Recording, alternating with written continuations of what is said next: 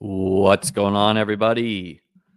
Liam Murphy back to do a shortened Week 14 recap. Usually I go game by game. I talk about we talk about the usage. We look at the routes run, all the nitty gritty, week to week. We're not doing that. We're not doing that this week, right? Primarily a best ball channel over here, NFL best ball, right? So we're going to do a quick recap. We're going to just look at the box scores, talk about the fantasy performances. And this will probably be my last weekly recap in this format. We're going forward. We're just going to be talking about best ball centric things. I'm going to have my first playoff best ball, not regular season playoffs, but playoff best ball specific videos up on the site this week as well. So buckle in. Let's get into it. I just wanted to say a couple things before we jump into this, just because I know these questions are going to be repeated. For best ball new timers, a couple things. Number one, if you're on DraftKings, there is overlay in the Millie Maker. So what's my guess for the overlay score? Well, it depends on what tonight's scoring is, but my guess is 2000, maybe 1980, 1990 will get you a wild card spot, right? What does that mean? The contest did not fill, so there's overlay. Overlay means it's not filled. You get wild card teams. Top scoring teams that were not first or second in their pod might get in. Number two, how are playoff pods generated? People ask this question. It's random. Okay. You can put on a tinfoil hat if you wish and come up with a different theory. But I'm telling you, if you read the rules, it's random. They have their programs or whatever, jumble all the playoff teams up and spit out pods. When will this be done? So it varies year to year. Talking about DraftKings and Underdog primarily here. Sometimes it is done Wednesday, so tomorrow, or not tomorrow, but 2 days from now. Sometimes it is done Thursday morning, Thursday afternoon before the game. Will definitely not be done tonight. Probably won't be done tomorrow. For DraftKings, you cannot see the other playoff teams until games start, until all the games start, I think, actually. So this is from memory. It's possible things have changed, but for DraftKings, I think it doesn't show you the teams. It shows you a team name. And if you click on a roster, you won't see any of their players until, if they have players on the Thursday night game, I think you only see those players. I think you need to wait till Sunday to see the rest, or it might be possibly that come Thursday, you will, once Thursday night starts, you'll be able to see the full team. It's one of the two. The other thing is every site except for the FFPC, you will not be placed in a pod with yourself. So if you have 10 playoff teams, whatever, you're going to be in 10 different groups. You're not going to play against yourself. The FFPC does its own thing. It's the only one where you can get in against yourself there. I think that covers most of the normal rules. All right, let's jump into week 14. If you guys have questions, just, let me ask or let me know. So week 14, a high scoring week. As someone that plays on a lot of platforms, it's hard to say if this week was good or bad for me. Underdog is the one we have the most data on. So I can tell you, Underdog, it doesn't look like it was the best week for me. A little counterintuitive to me. But let's jump into breaking down the games. Again, we're going to do this rapid style today. We're not going box score, or we're just looking at the box score. So Thursday Night Football started us off with a banger. By the way, guys, subscribe if you like this content. I think 30 people away from 6K. Help me out. Help me out here. Packers Lions start us off with a banger. Packers, not so great for Jordan Love. 206-1. Ho-hum day. Josh Jacobs, what's really impressive is he scored 3 touchdowns on 18 carries. He did not eclipse 25 fantasy points. kind of crazy. You get 18 points for 3 touchdowns. So, yes, he had a touchdown called off for a catch touchdown. Obviously, he would have scored over 30, but you think watching this game like, "Oh man, 3 touchdowns, got to have Josh Jacobs." 24.6 fantasy points. A good score, but in a week where Josh Allen scores 51, Jordan Addison drops 40, Puka drops 40. Just keep that in mind as the playoffs go. People are going to score points in Thursday Night Football unless they truly drop 40 to 50 points. You might not have to have them. Christian Watson, really solid day, 4 for 114. He he drops some touchdowns, but a very desirable piece to have for the best ball playoffs. Romeo Doubs missed this one. Jaden Reed got blanked, which is notable. Tucker Kraft scored a touchdown. He is awesome. Wicks, pretty good day for him, 4 for 49. Lions, Jared Goff throws 3 touchdowns. Montgomery punches in a touchdown. Remember, Montgomery's shoulder injury didn't matter at all. Jahmyr Gibbs was not punished for the leaked scoreboard. He leaked the plays, wasn't punished at all for that. In fact, I think he started. Tim Patrick scored 2 touchdowns. A total troll for the Lions pieces. Jahmyr Gibbs caught a touchdown. J-Mo, pretty good day, 5 for 80. Okay. Again, we're going rapid recap. Browns Steelers. George Pickens missed this game. Latest news I saw, slated to miss week 15 as well. So that is a noteworthy injury. Steelers, of course, are 10-3. They have very little to play for. They're overwhelmingly favorites to get at least the 3 seed. So it doesn't make sense to rush him back. And they won without him. Jameis Winston, a classic 2 touchdown, 2 interception game. He's barely rostered by anyone. Jerome Ford still splitting duties with Nick Chubb. This is why I drafted Law Ford. I thought that this would happen, but turns out team's just terrible. Jerry Jeudy continues to smash, 564-1. David Njoku got a garbage time touchdown, 742-1. No one else did anything. Steelers, 2 touchdowns from Russ. Meh. Najee Harris scored a touchdown. Pat Freiermuth scored a touchdown. He's continuing a good run. Makes sense that he got involved with the bad wide receiver room here. Van Jefferson caught a touchdown. Absolutely irrelevant. Okay. Continuing the rapid recap. Derek Carr, 219-1. Broke his hand is the belief, I think. Fractured hand, probably out for the season. Alvin Kamara got vultured by Kendre Miller. Touchdown. Dennis Allen could be seen shrieking in the streets of New Orleans. Dennis Allen hates Kendre Miller. I would say is the rumor, but it just seems confirmed. Juwan Johnson got in the box, 4 for 50-1. MVS continues a solid rapport with Derek Carr, 451. And no one else really did anything.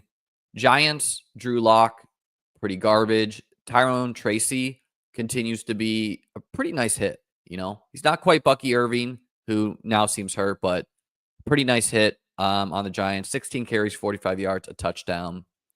Malik Neighbors, 5 for 79. And any Greg Dulcich hopes? Not so much. Daniel Bellinger was the tight end of choice, 5 for 45. Still a chance Greg gets involved, but not looking good. Everyone else is garbage. Moving on. Jets at Dolphins.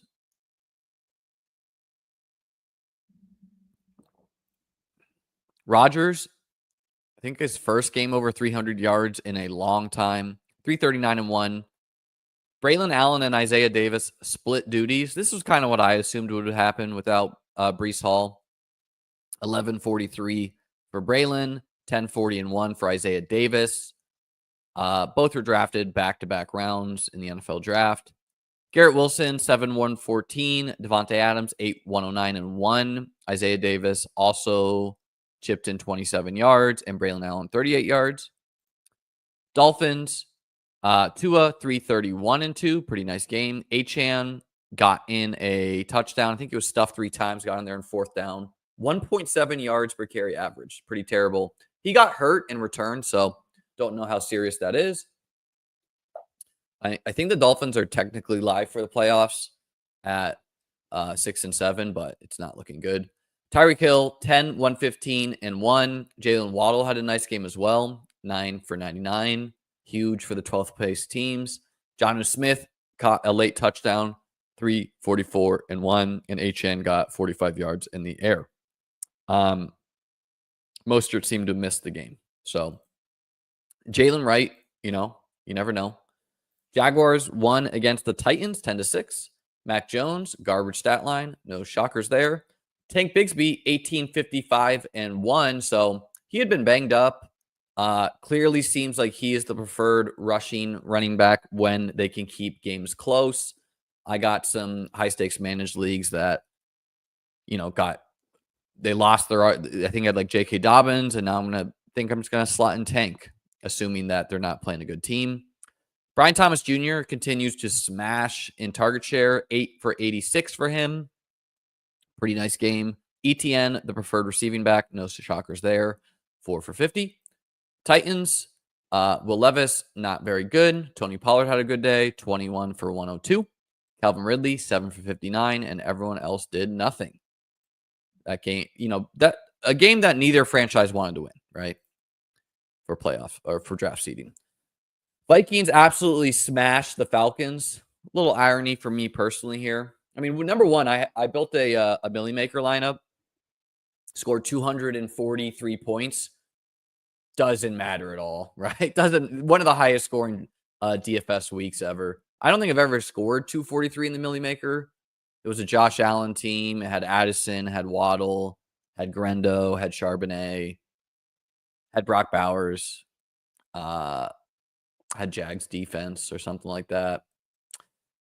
Had Trey McBride, but wasn't good enough. But yeah, so the irony for me is that I played Justin Herbert last week against the Falcons. I was like, oh, Falcons, terrible pass rush. We're going to get there. Flop lag. Chargers didn't get there, but the Vikings did, 42-21. Kirk Cousins, 344, 2 interceptions, no touchdowns. Bench risk, very high. Michael Penix could get in there. Bijan Robinson continues to be solid, 22, 92, and 1. Tyler Algier, 963 and 1. Vulture to touchdown here. Darnell Mooney, seeming healthy, 6, 142. Ray McLeod, 8 for 98, rarely drafted. Drake London, 5 for 70. Again, Michael Penix watch. I don't know how the DEFCON works, being honest with you, but call it DEFCON 8. Vikings, Sam Darnold, 347 and 5. Crazy. Not as crazy as this comment, but crazy. Aaron Jones, 1373 and 1. Jordan Addison, 8, 133 and 3. So yeah, I only ended up with I think a lot of this had to do with when I was drafting my underdog teams, because I was drafting a ton of Jordan Addison late, but I guess it must have been on Drafters, DraftKings, the Marathon, because I only have 5 underdog teams. And if you remember, Jordan Addison started as a 6th round pick, and then he dropped to an 8th round pick with the suspension risk. And that's where I was gobbling him up. And he even dropped the 10th round of DraftKings. I mean, we still could get that suspension, guys. I don't know, but 8, 133 and 3 from him, insane. Justin Jefferson finally had a good game, 7, 132 and 2. Fun fact, Justin Jefferson, games over 40 points, 0. Fantasy points, that is. Puka Nacua, games over 40 points, 1. Puka's second year in the league. Does the Vikings destroying a bad Falcons team change my view for them? I don't hate the Vikings. I don't think they're going a realistic Super Bowl team. Remember, beating bad teams is not the same thing as beating the Bills, the Eagles, the Lions, the Chiefs. There's a difference to that. Miami is an example of a team who could destroy a bad team last year. People loved them. Oh, look at Miami dropping 50 points on Denver. That's not what matters come playoffs. So nice for the Vikings. They're obviously better than the Dolphins were last year. They're a more complete team, right? But, I still think it's pretty fragile with Sam Darnold. But, got to give him his credit. 347 and 5, insane. Just insane game from them. Again, the Falcons pass rush is garbage. TJ Hawkinson, 4 for 45. He's a nice piece to have, but Just a reminder that drafting guys off injury, not many wins for the injury crowd this year. Moving on. Eagles survive against the Panthers 22-16. Bryce Young, 191 and 1 interception. Pretty good day for him, honestly. Stat line doesn't look like that. Jonathan Brooks, it's looking like a torn ACL. At the best, torn hamstring, non-contact injury, same leg. Bad news. Chuba Hubbard, though, league winner potential now. 26 carries, 92 and 1 for him. Terrible for Jonathan. Wish him well. Adam Thielen looking like a smash since he returned. Potentially, he would have done this all year. 9 and 102. Leggett had like a ticky-tack play called back at the end. I think it was a catch, but they ruled no. And Tommy Tremble got in the end zone despite Jatavian Sanders returning. Eagles, Jalen Hurts, 108 and 2. Weird stat line for him. Saquon got downed at the 1. He even got they even gave him the next carry. They're like, okay, you got down at the 1. Let's let you score. He didn't. And then they're like, okay, fine. Let's do the tush push. So Hurts stole the touchdown. Decent day for Saquon, but not as good as people thought. Devonta Smith returned and scored a touchdown. Grant Calcaterra is the tight end there with Dallas Goedert down. He scored a touchdown. Pick him up on waivers if you're desperate at tight end. A.J. Brown, nothing doing here. Tampa beat up on the Raiders. Aiden O'Connell left in an air cast. He's almost certainly out for the year. I've played Aiden O'Connell twice this year in DFS. Both times he got hurt for injury. He did score a rushing touchdown, was not playing that well. Sincere McCormick is the running back per choice until Alexander Madison returns. 15 for 78 for him. Michael Mayer led the way, 7 for 68. Jacoby Myers, decent day, 7 for 67. Brock Bowers shut down on this one, 3 for 49. Almost had a goal line touchdown. I think we're stuck with Desmond Ridder, which is not what you want for your Brock Bowers bags. Baker Mayfield, a good day, 295 and 3, 2 interceptions as well. Rachaad White, Bucky Irving left this one. Almost certainly they're going to be cautious with him. I don't know how cautious they can afford to be. They're in a playoff hunt versus the Falcons. They are currently a playoff team. So, if Bucky Irving was healthy, I'd prefer him on my teams. If not, Rachaad White is a really nice piece because he gets the Panthers week 17. He went 17 for 90 and 1. I would assume Bucky misses this week, potentially returns week 16, week 17. Cade Otton led the way, 3 for 70. Mike Evans, 4 for 69. Not on pace for 1,000 yards right now.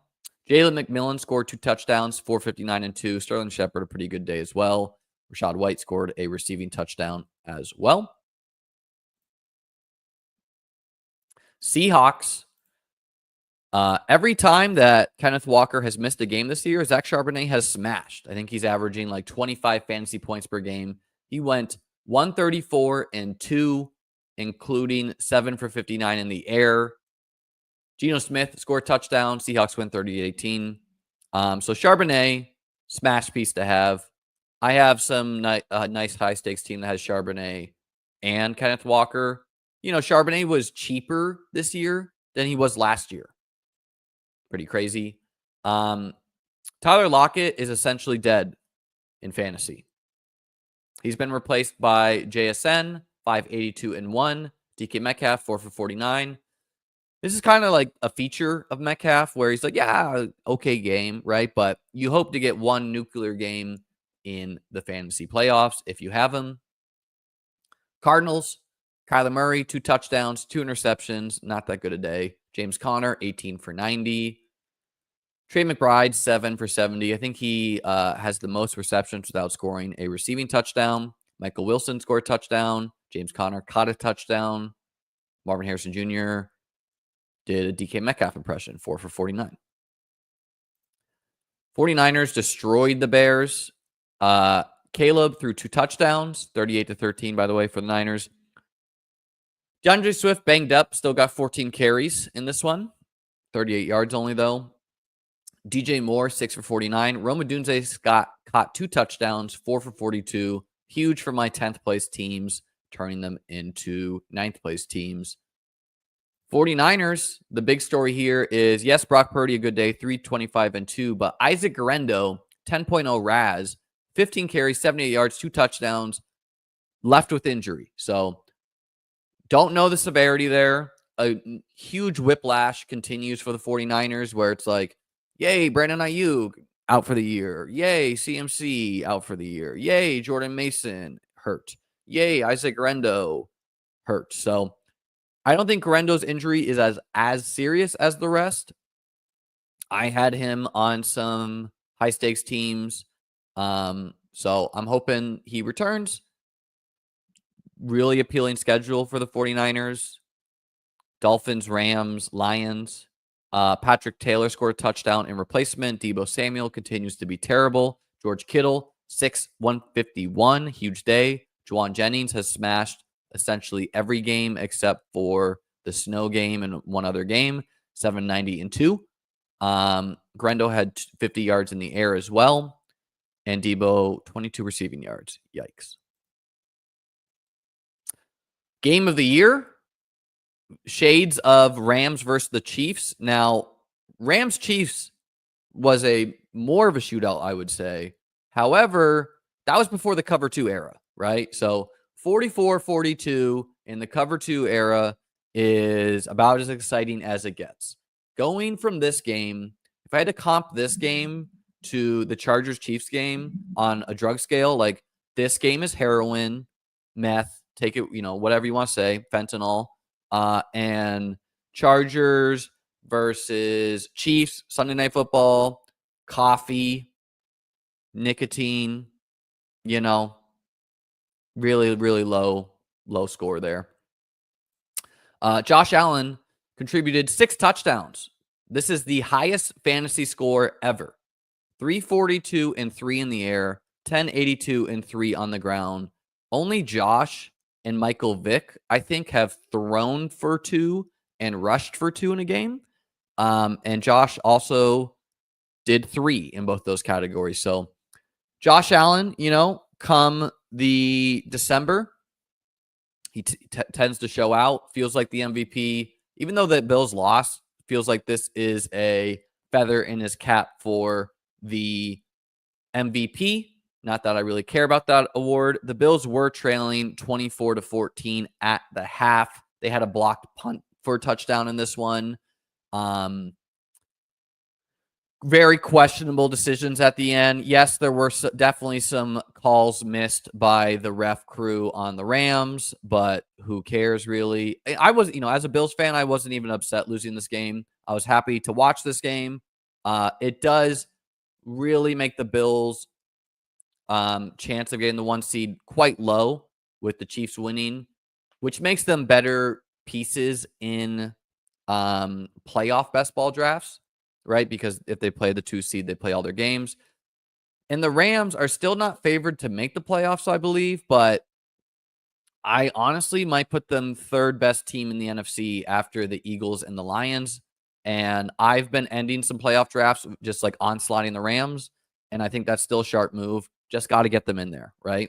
They're obviously, are they as good as the Bills, the Eagles, the Lions? No, they're not. But their offense is, right? And when your offense is that good, you can make things happen, right?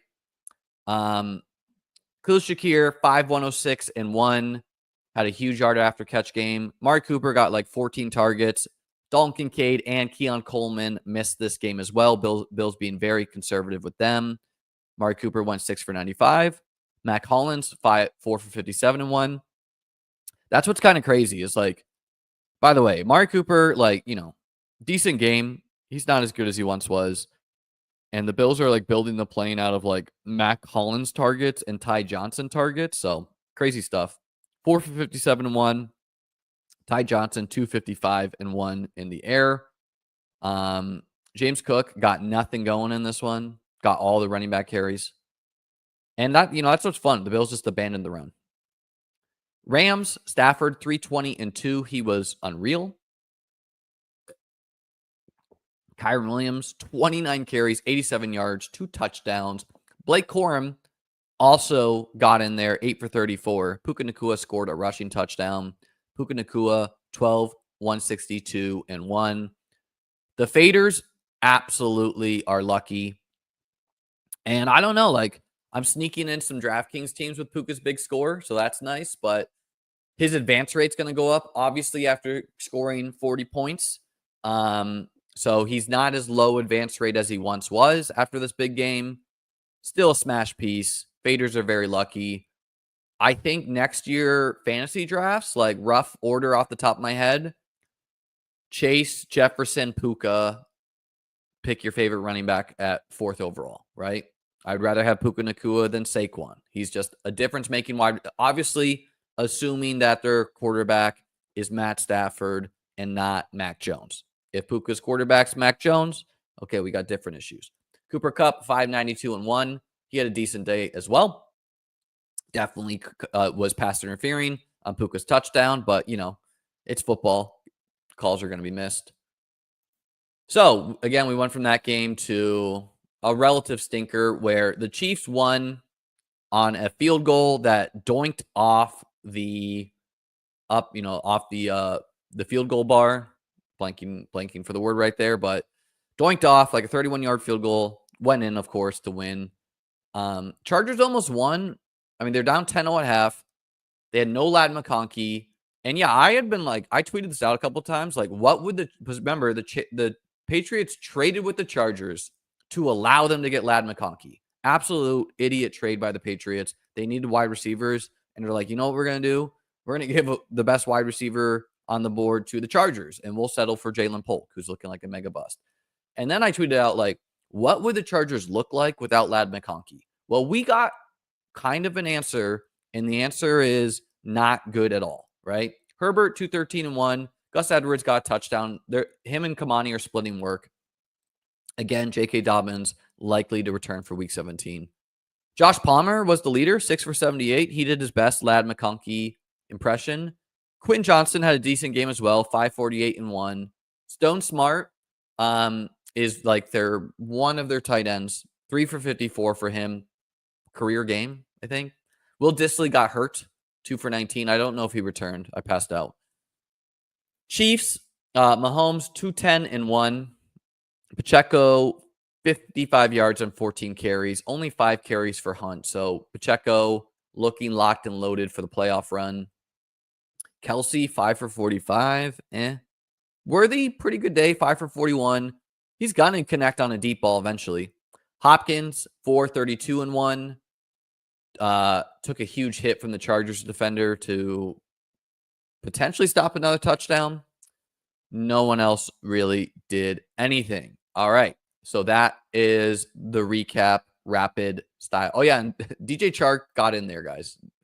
As a Chark enthusiast, he got 1 catch, 9 yards. First catch of the year. Good for him.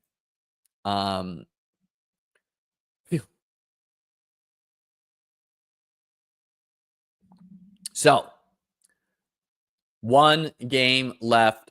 Bengals, Cowboys tonight until we're officially at the Week 15, the fantasy playoffs. So, again, not the best week for my underdog teams. I was at 20 teams going into this. And the biggest reason this wasn't the best week for me is Addison, I think, is like squarely on his shoulders, kind of. Because I only have 5 Addison teams. Most of them drafted late. I think I ended up overexposed to Addison. I was clicking him like again and again, but again, it's kind of hard to juggle like when I'm doing underdog drafts, when I'm doing marathon, whatever. So must have just been in other contests. Not a good Addison drafter, by the way. I think there's some teams I'm definitely going to get in. If we look at Jamar Chase, Save me, Jamar Chase. Insert Princess Leia meme. We got some Chase teams that could get there. 2 points out, 15 points out, 24 points out. You can see I'm projected to get 17 teams. Lucky number 17, Josh Allen's number. You never know. Chase Brown, another big player for me. Chase Brown, maybe in 1 or 2 spots, could get me in there. Rico Dowdle is a guy I drafted a lot of as well. More so, like, I didn't end up a lot with him in the high stakes. I think it was just like random draft board allocation because I liked him a lot, as you can see, 27 teams. Got a couple teams. Like, yeah, like this team's for sure going to advance. It's got Rico. It's got Chase off of like a 0. So like, yeah, that one's locked in there. But maybe I'm going to lose some teams too. Like it's harder to say for that. Jake Ferguson, if we can get Jake Ferguson to score like 35 PPR points, I'm going to pick up a lot of teams. Not just on underdog, but more importantly in the high stakes streets. So rooting for Jake Ferguson legacy game, you know? Hey, Ron. Guys, if you were here below 1K, like Ron Navy here, show yourself right now.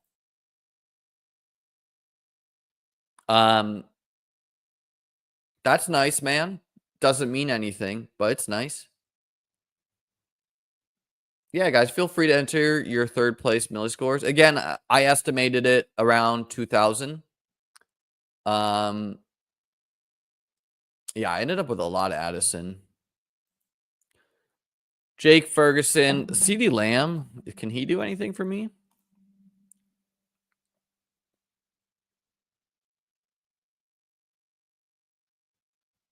Not really.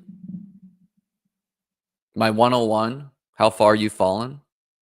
Man, just like 500 points out. What went wrong? Okay, Solo Herbert, Pacheco, Brooks, Gus, Lloyd, Wright, Gibson. So no running back points.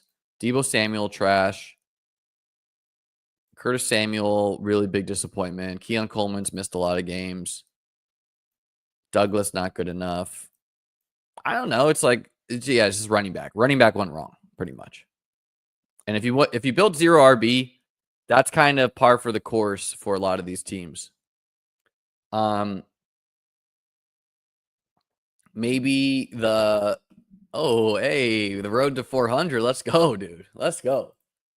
Maybe the funniest anomaly for me is I am getting blanked on Josh Allen teams. Not even this past week helped.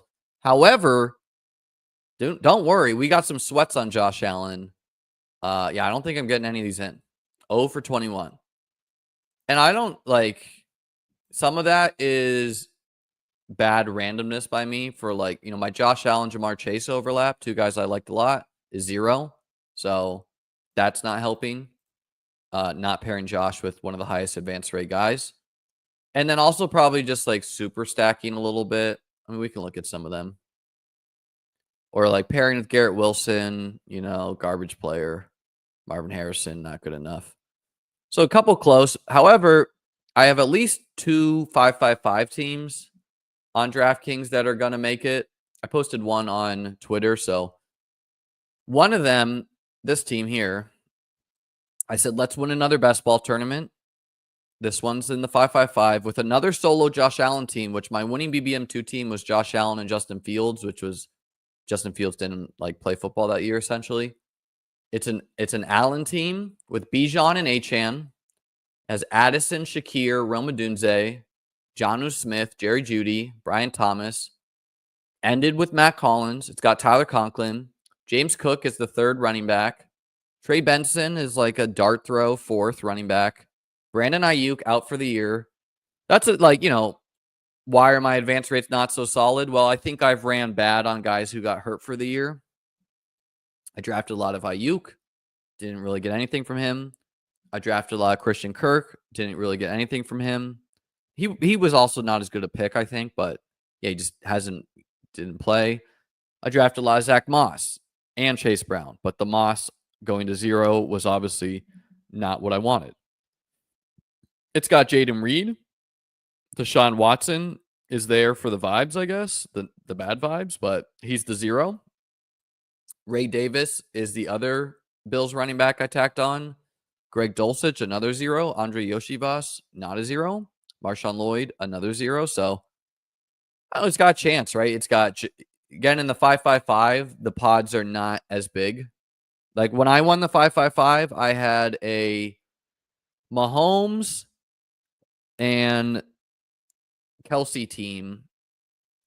It had Jerick McKinnon as well. Zay Jones was like the guy you needed to have. It had that. And it also had Saquon Barkley as like my anchor running back.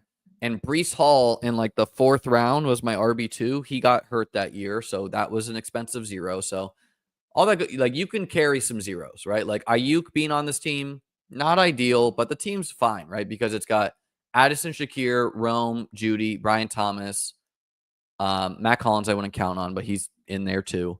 Jaden Reed is the other like solid wide receiver. So it's deep at wide receiver. It at least has Jonnu at tight end. Conklin is there as well. You never know. And it's deep at running back. Bijan, Achane, James Cook, like 3 good rolls of the dice at running back. And then it's got, the best fantasy football quarterback in Josh Allen, right? Maybe like Lamar's making a case this year, but Allen is the guy,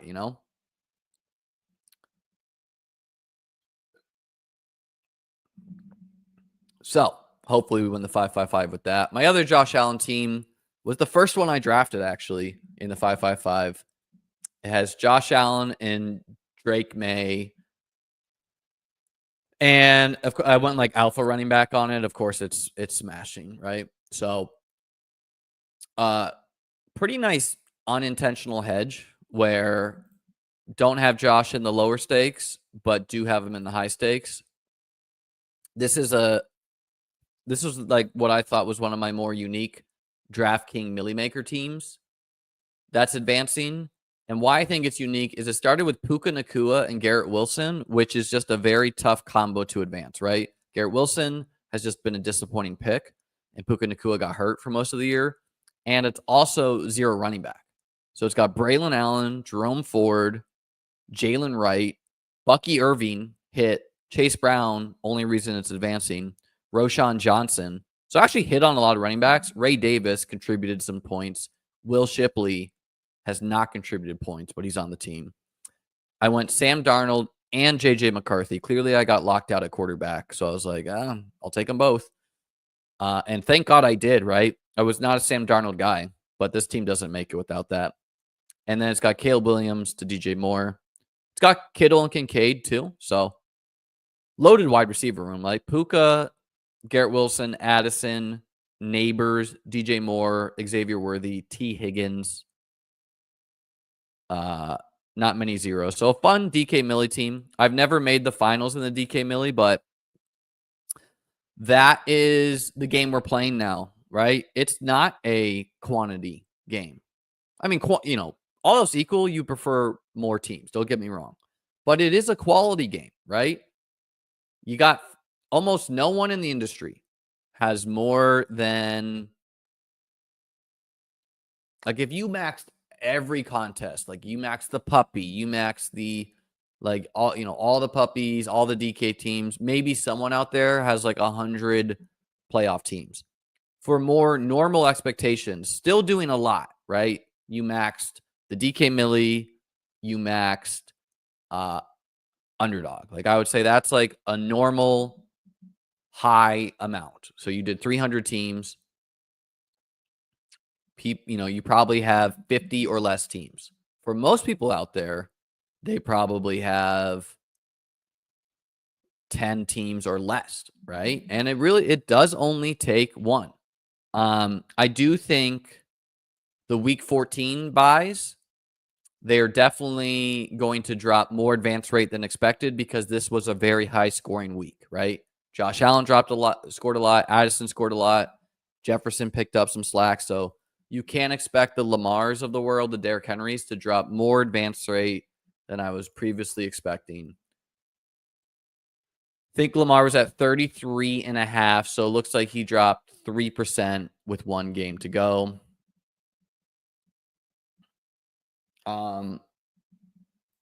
What's your biggest takeaway? Just to vary the I have a lot of takeaways. Gonna put them all on the site, but yeah, if you like a singular takeaway, it's just to always don't commit to one drafting style. And also when you are building zero running back to vary your targets, right? Because it's good to have conviction, right? Like Jalen Wright. This is a guy I liked. He was athletic. He's on the Dolphins. He had 2 injury-esque prone guys ahead of him.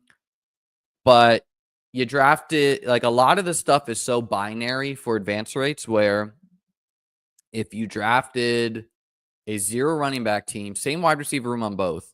On one of them, if you nailed Chase Brown, Rico Dowdle, Bucky Irving, Tyrone Trey, like you're advancing, right? Easily.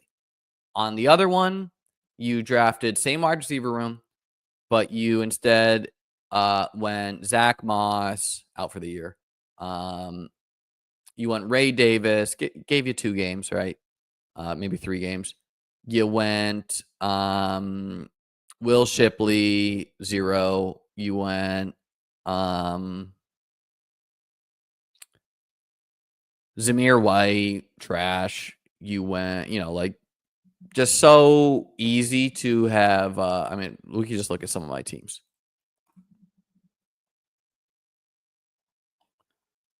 Because any bad team almost, that's a CMC team. So binary reason why that one didn't do well. Here's a 0 running back team. You went Trey Benson, garbage. Gus Edwards, garbage.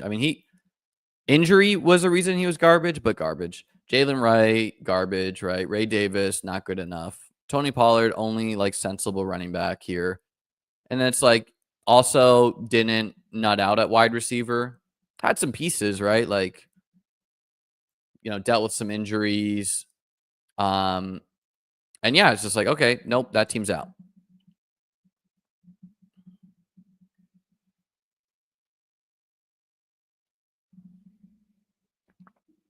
So a lot of good things, a lot of bad things. I only advanced 19 teams the year I won BBM2. I think we can just look this up. You can't look this up on DraftKings. There is no data on this. You can, though, on Underdog. Although that might be changing because they change things. So, okay. So last year I advanced 750 divided by 25. Last year I advanced 30 teams. A lot of that had to do with me having a lot of Kyron Williams, right? So 30 teams. So I was 5 teams over expectations. The year that Pat won, I advanced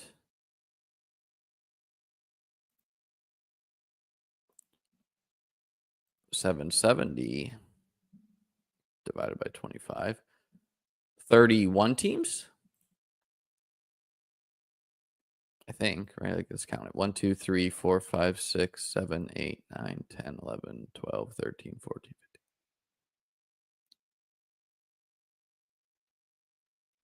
15. 22, maybe the advancement was different then. Okay, so 22 is what I counted. And then the year I won, it's kind of crazy. Just $1 million in there. Nice. Let's do it again. The year I won BBM2. It's so funny. I see random Twitter discussions of people talking about advance rates or whatever. And people will just they're try to quote me from the stream, but you know how tall tales go. They'll be like, yeah, the guy that won BBM2, he advanced 5 teams. They'll just take the story and totally change it. So yeah, this was my first year playing on Underdog. And I had 1, 2, 3, 4, 5, 6, 7, 8, 9, 10, 11, 12, 13, 14, 15, 16, 17, 18, 19 teams make the playoffs. So I'm rooting for 19. I also got like third in the puppy that year. Pretty strong year for me. Some of my stances were to be in on Ramondre Stevenson. I nailed a lot of the wide receivers. I was just like doing way too little running backs was a lesson. This was my team that won. 1772 in the regular season was first. Josh Allen, Justin Fields, Jonathan Taylor, Aaron Jones, Damian Harris, Rashad Penny, who did nothing all year until the end. Jeff Wilson, who people stopped drafting after he was injured, so therefore I did draft him purposely. Because he was injured, but like I knew he wouldn't be injured all year. Amari Cooper, who was like okay. Jamar Chase, who was a rookie and you needed to have to win. Chase Claypool, who was like honestly a disappointment. Tyler Boyd, who was a pretty disappointment but had some solid playoff weeks. Cole Beasley was just like okay that year. Christian Kirk was a really solid smash in the late rounds. Amon-Ra did nothing all year and then was the guy you needed to have. Dami Brown was a pure zero. MVS gave you a playoff week to get you in there. And then Noah Fant and Mike Gesicki, two like semi-expensive. Here, we can look at this draft board. See how crazy it is. Just because I'm not going to be scrolling through the results so often. So I took JT at 8. The Packers pieces, if you guys can remember back this far, was they got like cheap at random points because Rodgers uncertainty. So JT Jones, Cooper Chase, Josh Allen, Chase Claypool, Tyler Boyd. No, I did not care about Jamar Chase dropping the ball in practice. Damian Harris, who gave you a bunch of playoff weeks. And JT was like RB1 that year, by the way. Also, he dropped because Carson Wentz broke his hand in training camp or something. It's crazy. I remember all this. Noah Fant, very just like not that good. Cole Beasley, Justin Fields, absolutely garbage that year. Mike Gesicki, not that good, but BBM2 champ. Christian Kirk, smash. Rashad Penny, smash. Amon-Ra, smash. Dami Brown, 0. MVS, smash for what he provided. And then Jeff Wilson, honestly, smash because I didn't need him, but he provided some weeks if I did.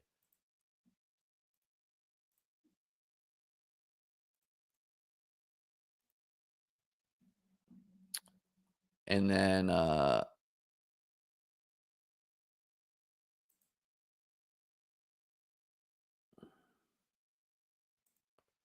think you can see the quarterfinal just to show you the path of how it went through. So this is the quarterfinals, right? And this is like, you show up with 50 teams, you might only get 2 to the semifinals. I got 6 of 19, way above expectation. And this was the COVID year. So whole teams were being ruled out due to COVID this year. Something that I don't know if best ball Twitter could handle nowadays. So the team got a little bit lucky in the quarterfinals. Always get lucky in your playoff pods. Scored 147. Top 2 advanced. So it made it out like this. MVS gave me some points. Kirk, Amon-Ra, Tyler Boyd, Jeff Wilson got in there, right? Like one of the only guys with Jeff Wilson. And then in the semifinals, of the 6 teams, I only got 1 into the finals. I had another one get second, missed it out by 3 points. It wouldn't have done anything in the final. It did have Amon-Ra. Mark Andrews was like the mega chalk guy that year. Chris Carson out for the year. In the semifinals, looks like it scored 154 to lead the way. Cooper, Chase, Amon-Ra. If you guys can remember this far back, for those who played, T. Higgins scored like 40 points this week. And then in the finals, we got 6th in the puppy with a 4-quarterback monstrosity. 0 RB nuts, though. AJ Brown, Jefferson, and Chase. God, some NFL teams got to call me up. Talent scout, Jesus. Andrews and Pitts. Michael Pittman in there. Jacoby Myers. CMC was out for the year.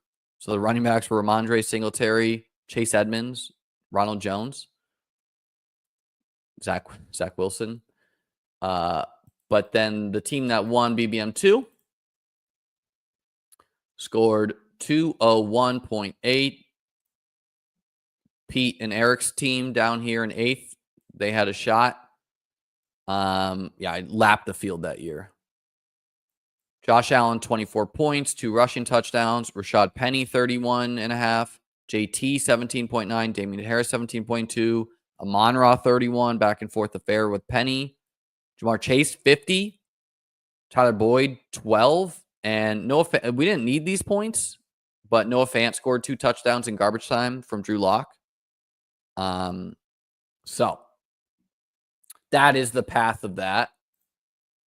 Let's get back to modern day. I'm sure a lot of you guys probably just never knew that story at all. The big board, how's it looking? Not so hot. 6 teams of 48, top 3 advanced. So I was doing better. I guess it was a bad week for my squads. But, we're trying to take down BBM2 here.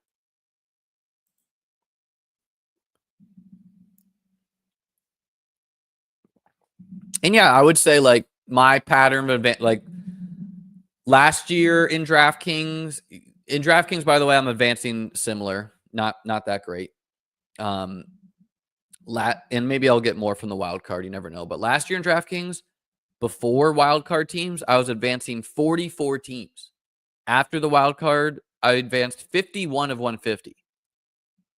This year, not as hot, right? And yeah, some of it has to do with bad luck, right?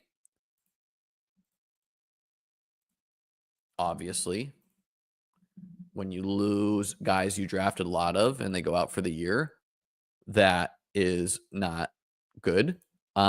I would also put that in the bucket of playing risky, right? Like taking Will Shipley. I knew Will Shipley could be a 0. Turns out he has been a 0, right? Why did I take a lot of him? He was a rookie. He was a similar drafted in the real NFL draft to guys we were valuing higher in the best ball market. I thought he was a very high upside piece if he saw the field.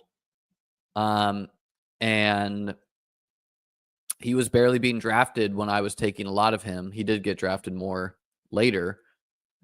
And yeah, he's a 0, So took a swing at upside, didn't land, right? And that's this was a educated guess, not an educated guess as far as I have inside info, he's going to see the field. It was, he's a high upside, he's not being drafted a lot, yada, yada. And it doesn't always land, right? I would say me drafting a ton of Ramondre Stevenson his rookie year, back when the narrative was, oh, rookies don't get there with Bill Belichick, right? That's what people like Rudman were telling me as Pats fans. And I was like, that narrative sounds stupid to me. People got to adapt, and Ramondre is a big effing dude. That was an educated guess too. It just went better, right? Jerome Ford, you see my average pick was pretty cheap on him. He's not doing it. Ray Davis is fine. Shakir's a smash, but not enough in half point. Kincaid was not smashing and now has missed 4+ games or so. That doesn't help. Jake Ferguson too, man. If Jake Ferguson did not get concussed, I would have gotten in a couple more high stakes teams that just ate a 0 at tight end because they have Kincaid and Ferguson.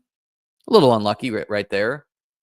Zach Moss was me trying to capture the touchdowns from the Bengals, especially with their Week 17 opponent being Denver. I kind of thought, Pat Surtain, we want the running back there.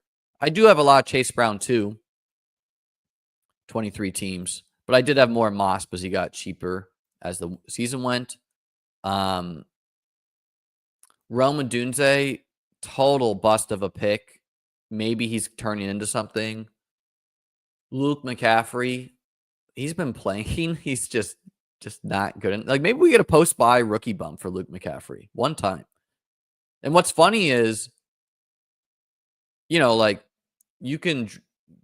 It's not even clear what your rooting interests are until you look at your exposures for your advancing teams, because you would think, oh, Luke McCaffrey, surely him doing well is good for me, right? And sometimes no, right? Like the year I won the 555, that was my only Mahomes team in the 555. I think I did like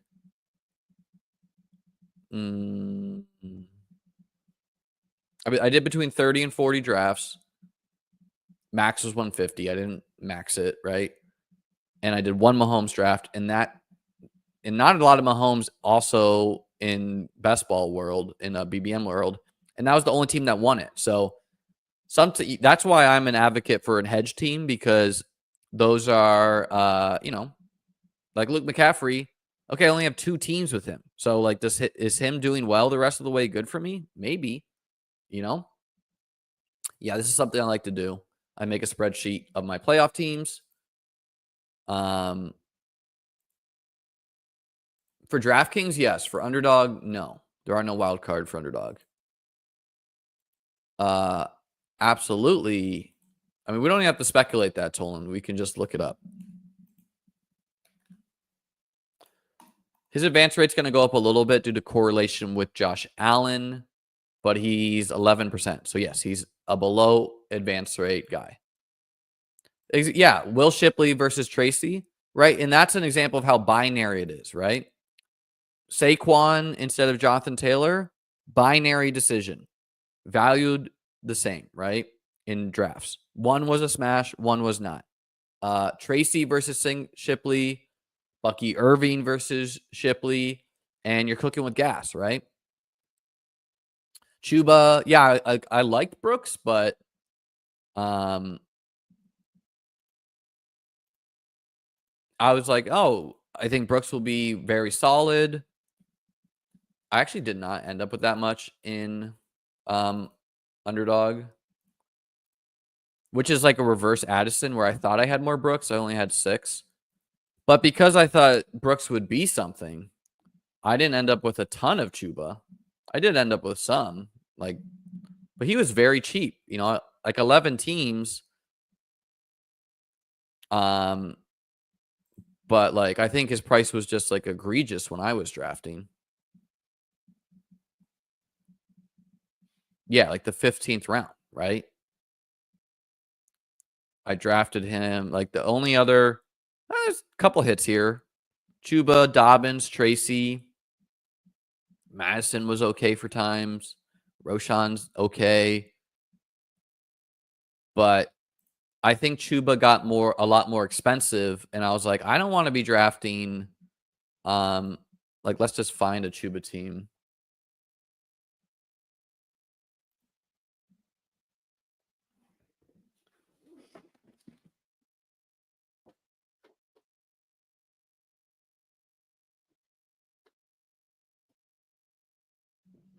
Sorry, guys. Someone knocked on my door. Give me 5 seconds.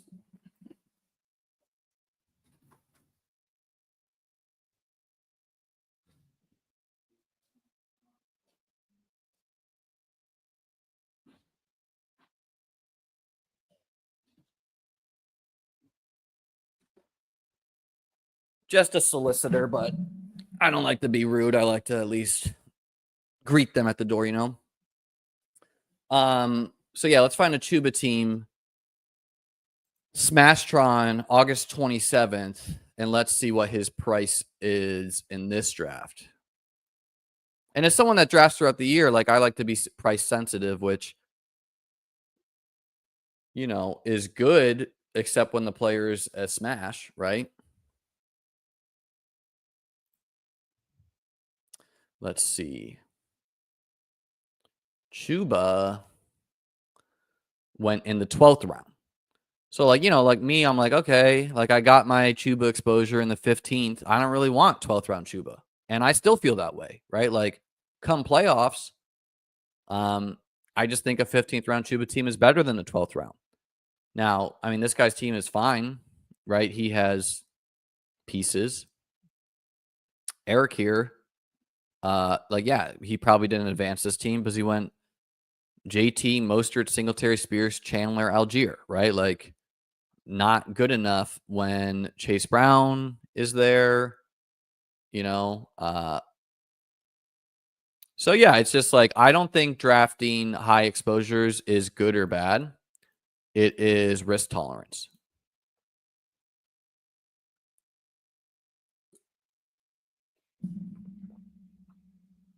Um, this isn't true, Tolan, right? Because playoff pods, that's the other thing I wanted to say. I addressed a couple like best ball basics at the start of this. Playoff pods are a feature, not a bug. What I mean by that is some of you are going to be in a week 15 pod where the advancing score is 180 points. Unlucky. Others of you are going to be in a playoff pod where the advancing score is 110. Very lucky. And there will be people being like, why didn't my team that scored 175 make this isn't fair, blah, blah. It's a feature, not a bug of the contest. You do not want it to be a cut line in these things because then the finals is the same effing teams, right?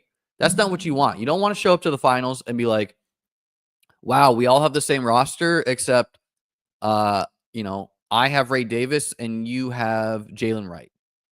You want it to be like, wow, I got the only Justin Jefferson to the finals, or like I have like only me and 5% have Jonathan Taylor in the finals, or like, wow, like I got one of the only Puka teams in there. That's what you're playing for, right? So miss me on complaining about that. The other thing, I wanted to bring one of these comments up here. Not signaling you out here, Matt Yurt, but he said, I was smashing Chuba, but let outside influence talk me off of him. It is very weak. And this is not what he's doing, but there are people out there who will be like, and you see this all the time, like start sit questions where they will be like, well, who should I start, David Njoku or, Trey McBride? And someone will be like, Trey McBride. And then they'll be like, idiot, David Njoku scored a touchdown. Like, first off, make your own damn decisions, right? Second off, if you heard me speak during off-season drafts, right? Like I stream a lot of drafts. You would hear me say things like, I'm not really drafting a lot of Saquon, but I see the outcomes where he is a smash on the levels of CMC, right? So like I acknowledge that is an outcome for him. I just personally didn't think it was the most likely outcome, and it was an outcome that I personally wanted to draft myself. But as someone that make rankings, I didn't like tank him in my rankings. I had him ranked at market because I wanted people to make that decision for themselves, right? That's how I wanted to play it. So Derrick Henry, though, is one where I was like, all of the above, I don't want to draft him. What's it going to take for Derrick Henry to be a good pick? I think he needs to score 15 touchdowns. He has done that, right? But then I also didn't rank him that highly because I thought what Derrick Henry is doing is so outlandish, and I didn't like his Week 17 matchup for the run game.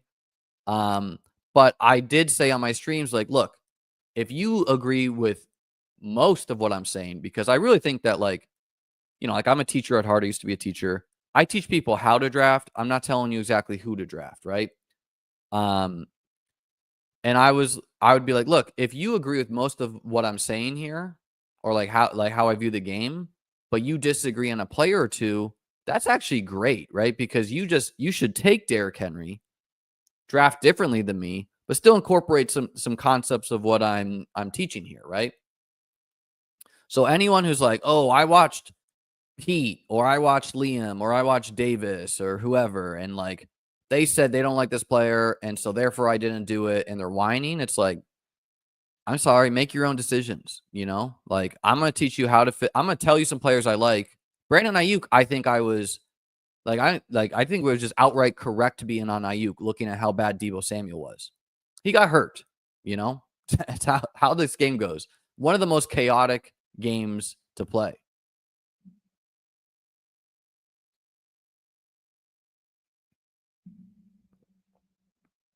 Um, yeah, running backs haven't gotten hurt, but all right. So I'm hoping for a. Oh yeah, by the way, really fun tool to play with if you got some time today.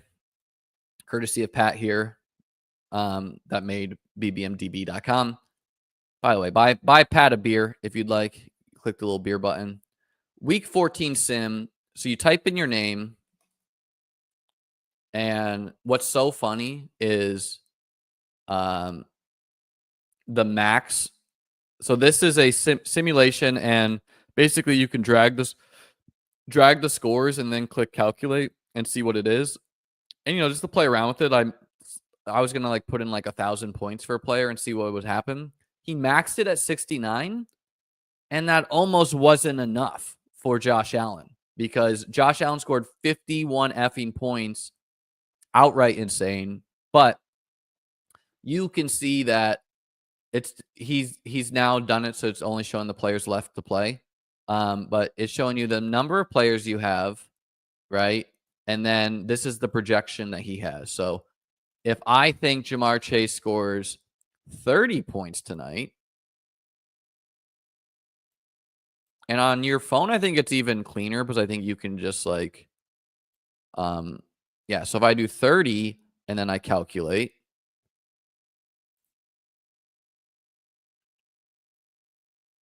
it says I'm going to pick up 5 teams, right? So, okay, that's one outcome to root for. And some of you are probably anti-sweating. You're like, I don't want. So you're like, what if Chase scores 0? How does that do for me? If Chase Brown, he has to score for 15. If instead we get, let's say, like 25 from him.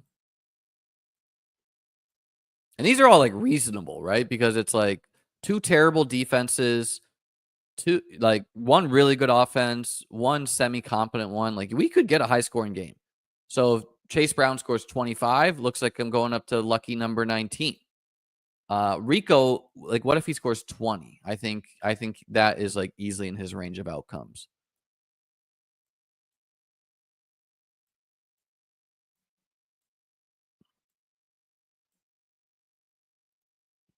So funny that Patrick made this tool only for week 14, by the way. I love it. So if Rico scores 20 and everything else holds steady, looks like I'll pick up 2 teams there. So fun tool to play with. Jake Ferguson. Let's just type in 35 just because that's what I tweeted out. I meant PPR, so we'll call that 30 half-point land. Looks I scoop up 3 teams there. Tanner Hudson, no. Luke Schumacher is a guy I drafted a lot of. Not this year, but the last year. Andre Yoshivas. What if Andre Yoshivas gets a touchdown? I got to reset. Obviously, you can do multiple players, but I'm just doing like his standard projections. So Yoshivas spike doesn't really help me. Only picks up 1 team. But you can play around with this. Just click the week 14 sim there. So that is, I guess let's just look at a couple of my high scoring teams. And then I want to talk about week 15, which of course we'll be talking about more week 15 tomorrow. That's fine too, Ross. If you have solid mental health, you can just check tomorrow. But if you're a sicko, feel free to get at it. So let's see. My top scoring team pulling in a solid 1804 right now. Joe Burrow and Purdy. 2 pretty good quarterbacks to have. ETN. I'm hoping ETN is the really that guy decided the best ball finals. James Cook. Rashad White, suck out maybe, depending how severe Bucky Irving injury is. I have both White and Irving, so really not clear how I want that to go. Kamara, he's pretty solid week 17 matchup at minimum. DeAndre Swift. Fat Devo one time. Come on. Chase, Mike Evans, Judy, Downs. Don't know if Downs is going to play after the bye. Yoshi Voss, Luke McCaffrey, post-bye bump. Come on, one time. Trey Tucker with Desmond Ritter. Cleve Raymond out for the year. Komet and Likely. I don't know. Could be worse. Let's look at a couple more of these. Let's do this one. Carr out. Yeah, we already talked about that. I'm getting blanked on the Josh Allen in underdog, but I do have some high stakes. This is the one where I want Garendo. This draft was against Hit 'em with the Gritty and Fareed, the winner last year. So definitely want Garendo to return because it's pretty solid if so. Kyron, Chase, Garendo, Chase, Mike, Brian Thomas, and then Hopkins. So like only really 4 good wide receivers. Will Levis is there. I don't know. Okay, let's I think to talk about week 15.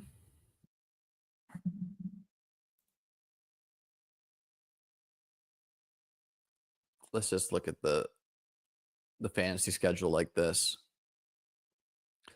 So, some games that stick out to me from the jump. Drake May possibly giving you by the way, if you guys want this, I do have this for free here. Arizona, New England could definitely see Drake May having a fun game against Arizona. Atlanta at Las Vegas. Man, Bijan's playoff schedule, guys. Raiders, Giants, Commanders. Very solid Bijan schedule there, but especially week 15. The Ravens are huge favorites against the Giants. So I could see this going a couple ways. I mean, maybe Malik Neighbors gives you something against Baltimore's secondary, but you could get a huge Lamar game. You could get a huge Derrick Henry game. Or you could get some like random guys scoring and then the Ravens just like shutting everyone down in the second half. Hard to say. Buffalo at Detroit. This game will easily have the highest over-under of the week. So, obviously, Josh Allen, Shakir. I don't know if Kincaid and Coleman are going to play this game. Part of me thinks yes. Part of me thinks no. Amari Cooper maybe.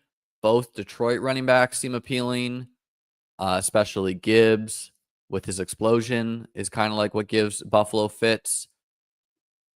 So, yeah, definitely think any Lions, any Bills pieces are appealing. Rico Dowdle getting Carolina and Chuba getting Dallas. Both pieces are nice to have. Minnesota, Chicago, I don't know. We'll see there. I could see pieces. Cincinnati at Tennessee. We'll see. We'll see what this is. I mean, I think you definitely want the Bengals to win tonight because I think they're technically still alive, like barely, but they are. And then it's like Tennessee's given up a lot of points, but not a lot of yards. So I don't know. You could see a stinker from the Bengals, which is also interesting since a lot of their pieces are chalk. Cleveland at Kansas City. This game just kind of profiles low scoring, but maybe Jameis can push into shootout territory. Denver, Indiana. Bo Nix, pretty nice to have against Indy's D, I would say. Green Bay at Seattle. Josh Jacobs, pretty nice matchup there. Houston, Miami, pretty nice matchup for Joe Mixon. Jacksonville, Jets.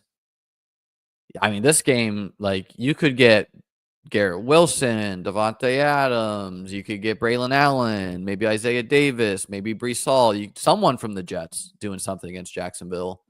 And then Brian Thomas Jr., I hope, will do something as well.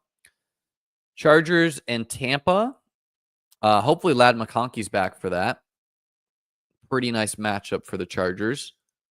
And then decent matchup for the Tampa pieces as well. Rams, San Fran, big division game, huge division game. For like, I think the loser of this game is effectively out, but the winner keeps their playoff chances alive. So Kyron, Kittle, Puka, Cup. It's a very condensed offense on both sides. And then the last game, I think there's two we haven't talked about. Washington and Saints. So nice matchup for Kamara and nice matchup for all the Commanders pieces. Saints are very injured. There's two games, I guess. Giants in Baltimore. We already talked about kind of. Philly, Pitt. Yeah, that game is huge, right? Because like I think Pitt's defense is overrated for what it is. Again, like shutting down the Giants means absolutely nothing when it comes to playing the Eagles, right? But if this game is a low scoring 10-3, that is a huge difference maker for everything. Like, what does Saquon Barkley score is the question here. Because Saquon Barkley is a 50% advance rate player right now. 50%. Absurd. Second round pick, 50%. So how does he score, right? Like, do you need him to make week 16? If he has a good game, the answer is pretty much yes, because everyone will have him. And then if he scores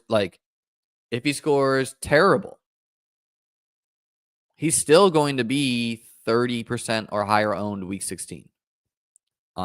He's just that level of chalk right now, right? He's not going to be the sole reason anyone wins, right? He's just going to be high owned by everyone. Conversely, if Jalen Hurts, Devonta Smith, AJ Brown can have a good game at low ownership, interesting. Definitely think we could get some AJ Brown games down the stretch. He's not been doing much as of late. And then Pitt, not really. Like, Eagles defense is solid. Don't really like any of the Pitt's pieces, but I don't know. Pickens probably misses the game too. Like that, I don't know. That game could be a beatdown too. And that's it for the week 15 slate.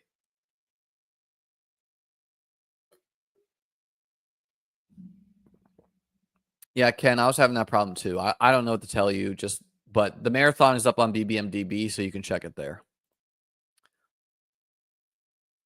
Well,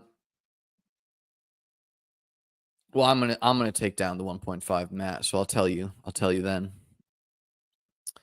All right, guys, tell me right now who is going to be the highest scoring player week 15. Don't be biased in your vote. Just write a player's name in there. DK overlay. Yes, we did talk. My guess is 2,000. I don't think it's nuts to call them overrated, man. Like, the Bills dropped 40 on them in the playoffs. Like that, like they can destroy bad teams. They've done well against some good teams too. Waddle, interesting. Chase or Chase Brown? Puka and Kyron. Bijan. Bijan would be interesting. Nico Collins. That's a shout against Jalen Ramsey. Josh Allen. Yeah, I mean, that's a pretty good choice, honestly. Yeah, my one Josh Allen team has Joe Mixon, Jahmyr Gibbs, and Rachaad White as like a trio of running backs. It has DK Metcalf and AJ Brown as well. So Josh Allen goes nuclear and I win the 5-5-5. We're all happy, right? We're all happy here. Jaden Daniels, that's a good shout. Ridley, boo, boo. Amon-Ra, maybe. I think Josh Allen's already made his MVP run, but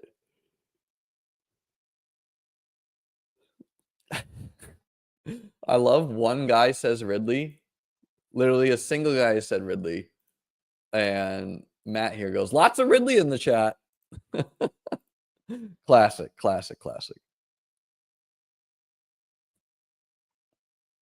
Gibbs, maybe I could see Gibbs. Bills probably tried to shut down the run though after getting destroyed.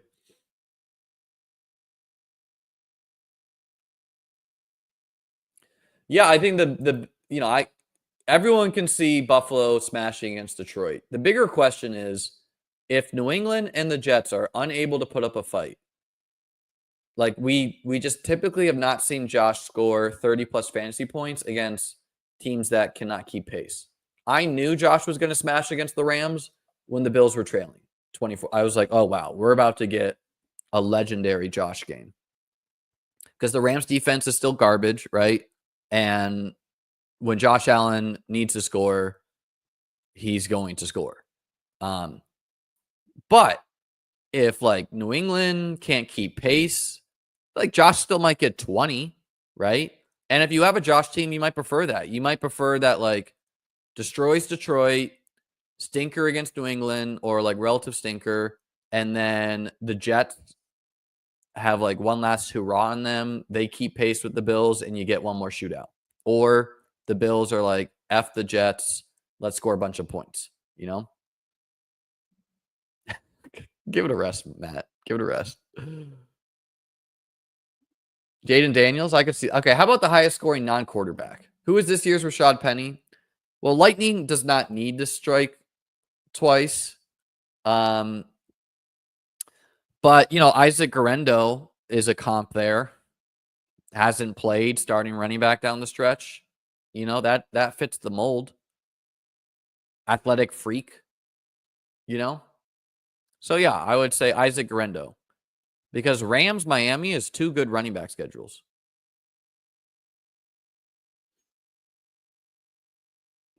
No, I don't think you're not hoping the Bills destroy Detroit. You're hoping that it's a shootout. That teams are scoring quick. I mean, maybe Buffalo comes out on top, but like for fantasy, you don't even care. You just want it to be like 35-30, you know? And if the Bills are scoring 30 plus points, Josh Allen is scoring fantasy points. Period. I definitely think Josh Allen drafters would like to see Keon Coleman and Dalton Kincaid return to the lineup. Right? Dalton Kincaid is just a much better receiving weapon than Dawson Knox.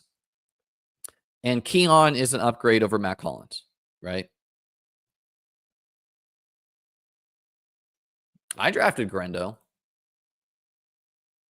But yeah, he did run pure.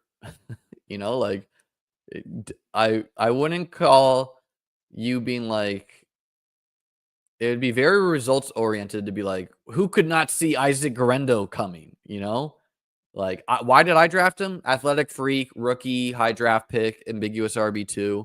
But, obviously a lot of injuries is why we got Isaac Garendo in there.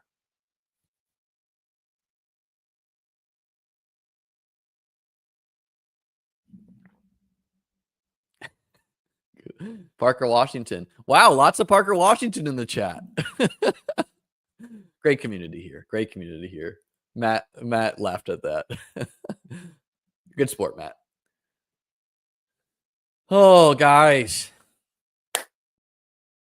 Houston Miami shootout. Yeah, I mean, Miami's front seven is quite bad. So Joe Mixon, I definitely see having a good game. And then, I mean, Miami's secondary is like pretty solid, but Houston off the bye, maybe we get something going there. Brandon Cooks. How am I doing on Mixon?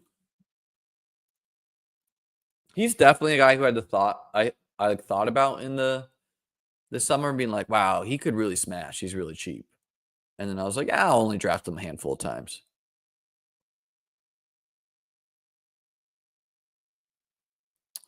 1 for 7. Wah wah. How's our lone Mixon looking? Solo Herbert. I think this is a very common feeling, Daniels. Anyone else nervous? All these months in drafts and all comes down to the next 2 weeks. Personally, my first rodeo, I wasn't nervous. I was excited. I'm an optimist at heart. So, but other people are going to be nervous. I don't know. Like, do it as you wish.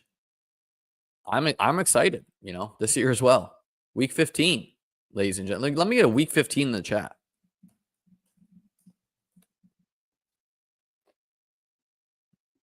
Wow, look, lots of week 15s in the chat. All right. Before we end, last couple things I'm going to say, just to repeat some best ball basics. Do not expect to get playoff pods probably until Wednesday and more likely Thursday, depending on the site. One thing I didn't mention earlier is you will get paid out differently on the different sites. DraftKings pays you out on knockout. And DraftKings shows your expected value of an advancing team. Underdog does not do the same thing. Underdog pays you out on advance. It pays you out for the minimum amount you would get for advancing, and it's not going to pay you out again for that same team if you do not get further. So it pays you out the minimum amount for each rung, and if you get further, it will pay you out more. If you don't get further, it's not paying you out more. Underdog also does not show your expected value of payout. It shows your minimum, what you will minimally be getting for advancing. I'll repeat that one more time. DraftKings shows your expected value. Underdog shows the minimum amount you will get. They are different things. The expected value of your ticket is you calculate how many teams are left. You divide it by the prize fund. That's your EV of a ticket, right? Probably not, Jameson. I played the St. Pete Championship this weekend, went undefeated. 3 draws, though, Week 15, week 15, week 15, week 15, week 15, week 15, week 15, week 15, week 15. If you did not write week 15, you are nullified from winning. Sorry, I gave you a chance. If you did, it's me or you. Good luck to all of us. Even if you didn't write week 15, just joking with you.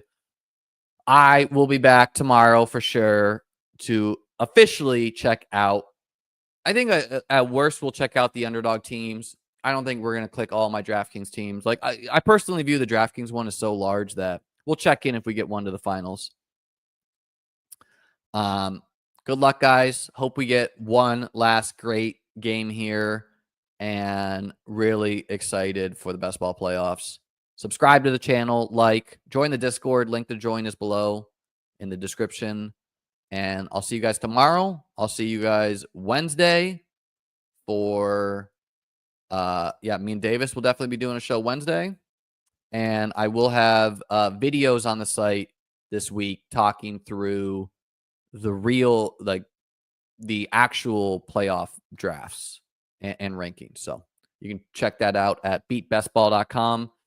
Also, check out Liam Teaches Chess if you want to see my chess channel. Been a little inactive there, but I'm going to be uploading some tournaments. Liam Teaches Chess.